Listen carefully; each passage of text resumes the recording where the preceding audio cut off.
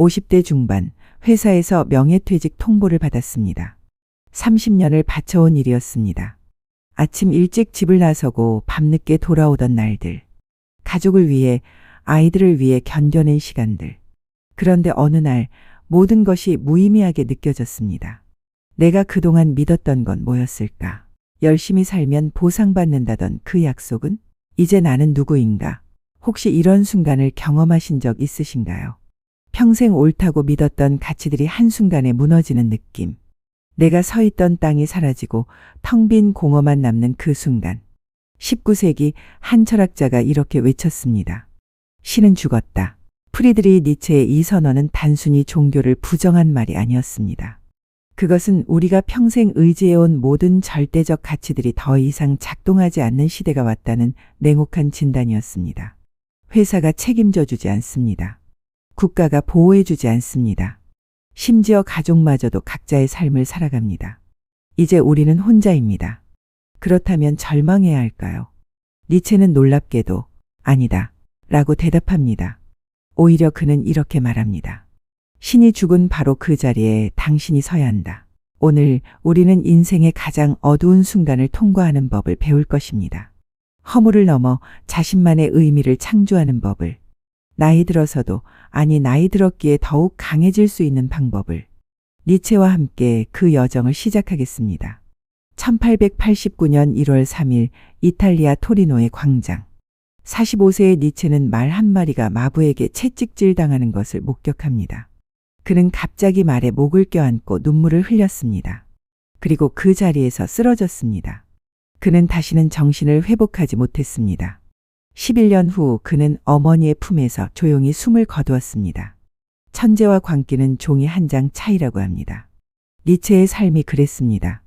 그는 24세에 바젤 대학의 최연소 교수가 되었지만 10년 만에 건강 악화로 사임해야 했습니다. 극심한 두통, 시력 저하, 위장병. 그는 평생 병마와 싸웠습니다. 친구들은 하나둘 그를 떠났습니다. 그의 책은 팔리지 않았습니다. 세상은 그를 미치광이 취급했습니다. 하지만 바로 그 고독과 고통 속에서 니체는 인류 역사상 가장 혁명적인 사상을 낳았습니다. 그는 이렇게 말했습니다. 내가 고통받는 만큼 나는 인간의 최고봉에 서 있다. 고통은 그를 부수지 못했습니다. 오히려 고통이 그를 철학자로 만들었습니다. 신은 죽었다. 신은 죽은 채로 있다. 그리고 우리가 그를 죽였다. 니체의 이 말을 처음 들으면 충격적입니다. 하지만 그는 무신론자의 승리를 선언한 게 아니었습니다. 오히려 그는 경고하고 있었습니다. 우리는 우리가 무슨 짓을 했는지 알고 있는가? 생각해 보십시오. 이전 세대는 뭔가 확실한 게 있었습니다. 열심히 일하면 잘 살 수 있다. 성실하면 인정받는다. 가족을 위해 희생하면 보람이 있다. 이것들이 우리의 신이었습니다. 그런데 이제는요. 평생 일해도 집 한 채 마련하기 어렵습니다. 40년 일한 회사에서 하루아침에 정리해고 당합니다. 자식들은 제 인생은 제가 알아서 할게요. 라고 말합니다. 우리가 믿었던 모든 가치들이 작동을 멈췄습니다. 그것이 바로 신의 죽음입니다. 니체는 이것이 위기라는 걸 알았습니다. 그는 이렇게 물었습니다. 신이 사라진 자리를 무엇으로 채울 것인가? 우리는 너무나 큰 행위를 저지른 게 아닌가? 우리 자신이 신이 되어야 하는 게 아닌가? 이 말이 교만하게 들릴 수 있습니다. 하지만 니체가 말하는 건 이것입니다. 이제 아무도 당신의 삶의 의미를 부여해 주지 않는다. 스스로 의미를 만들어야 한다. 퇴직 후 당신은 누구입니까? 직함이 사라지고 명함이 없어지면 당신은 무엇으로 자신을 정의하십니까? 니체는 이 질문 앞에서 도망치지 말라고 합니다. 오히려 정면으로 마주하라고 합니다.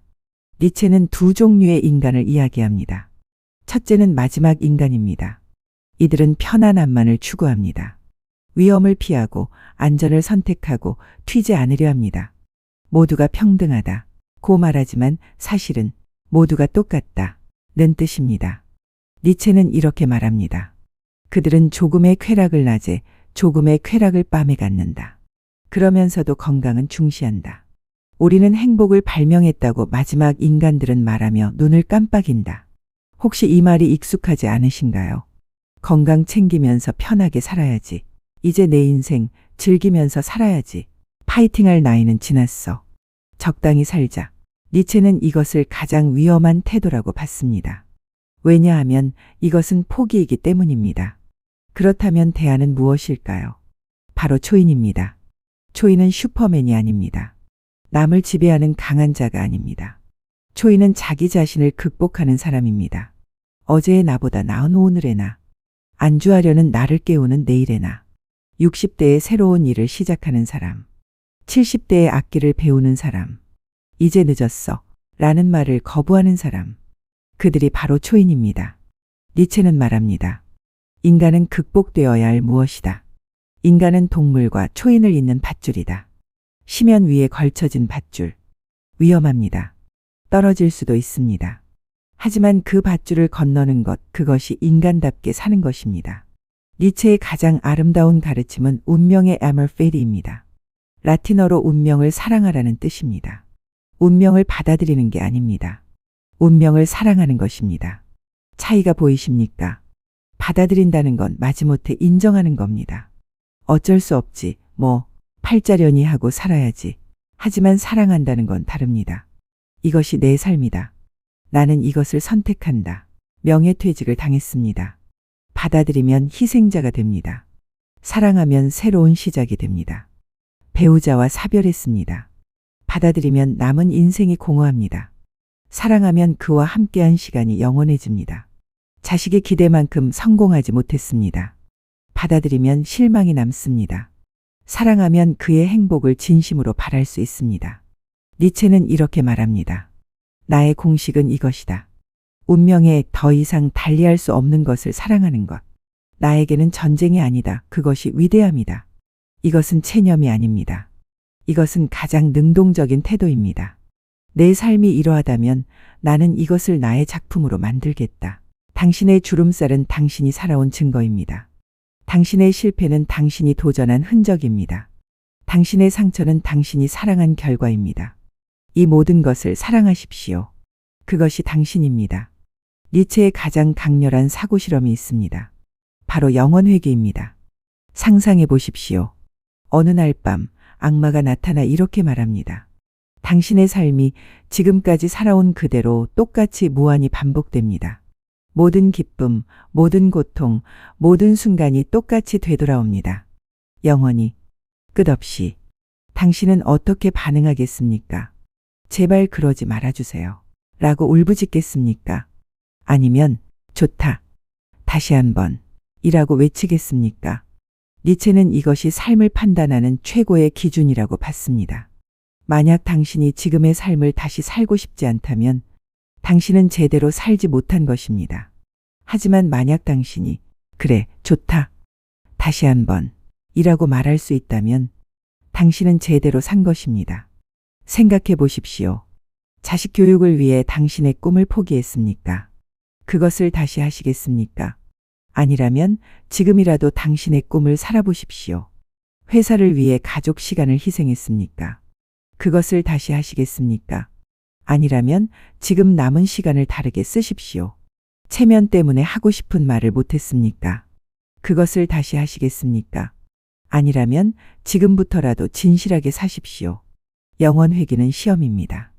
당신은 정말로 당신의 삶을 사랑하는가? 그리고 니체는 이렇게 말합니다.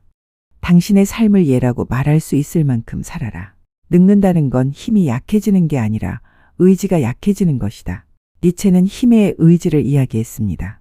이것은 남을 지배하려는 욕망이 아닙니다.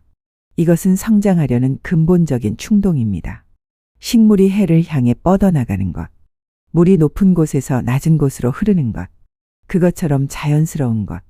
인간도 마찬가지입니다.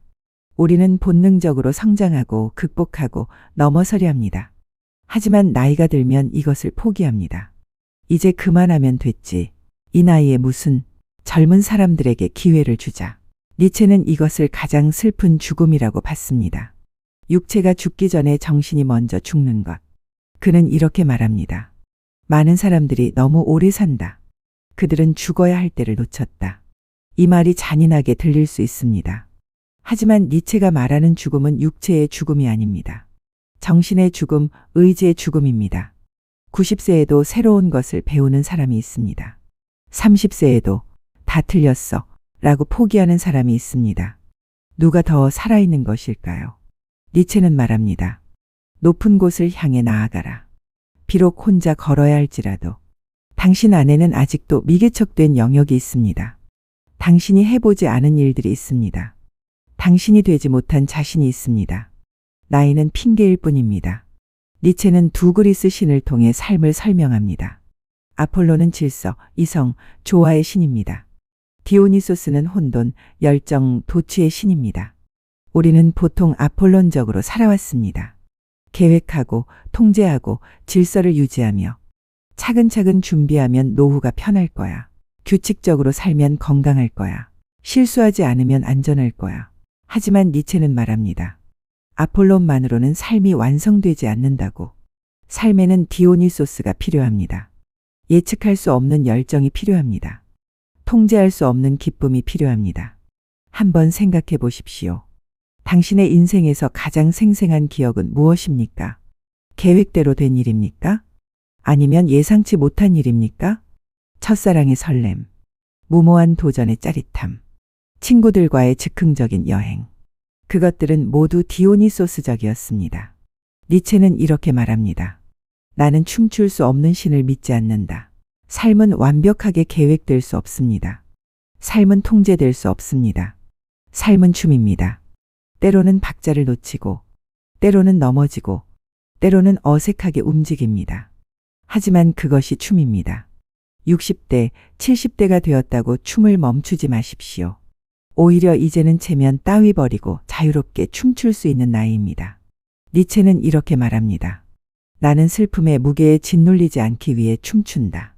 니체의 분신 차라투스트라는 산에서 10년을 보낸 후 내려옵니다. 그는 사람들에게 자신의 지혜를 나눠주려 합니다. 하지만 사람들은 그를 비웃습니다. 산에서 내려온 미치광이군. 차라투스트라는 실망하지만 포기하지 않습니다. 그는 깨닫습니다. 군중에게 말하지 말고 동료를 찾자.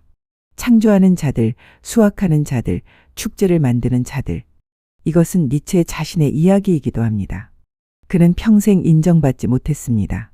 그의 책은 팔리지 않았습니다. 그는 외로웠습니다. 하지만 그는 계속 썼습니다. 왜냐하면 그는 믿었기 때문입니다. 언젠가 나를 이해할 사람들이 있을 것이다. 그리고 그는 옳았습니다.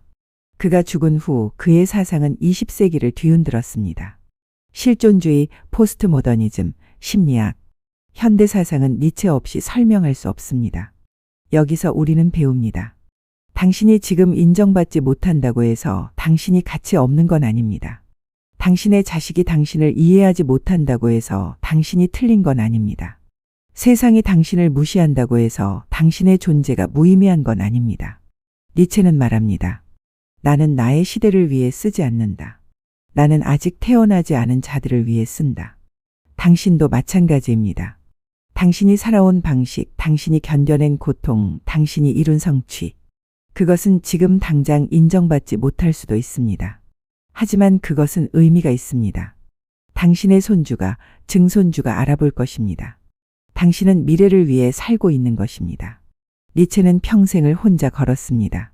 스위스 알프스의 산길을 홀로 거닐며 그는 생각했습니다. 이탈리아 해변을 홀로 걸으며 그는 썼습니다. 그의 고독은 외로움이 아니었습니다. 그것은 자유였습니다. 나이가 들면 우리도 고독해집니다. 친구들이 하나둘 세상을 떠납니다. 배우자를 먼저 보내기도 합니다. 자식들은 각자의 삶을 삽니다. 이 고독을 어떻게 받아들일 것인가? 니체는 말합니다. 고독은 자신과 대화할 수 있는 특권이다. 혼자 있는 시간은 비어있는 시간이 아닙니다. 그것은 자신을 발견하는 시간입니다. 평생 남을 위해 살았다면 이제는 자신을 위해 살 시간입니다. 평생 다른 사람의 기대에 맞춰 살았다면 이제는 자신의 목소리를 들을 시간입니다. 니체는 이렇게 말합니다. 고독의 대가로 당신은 자유를 얻는다.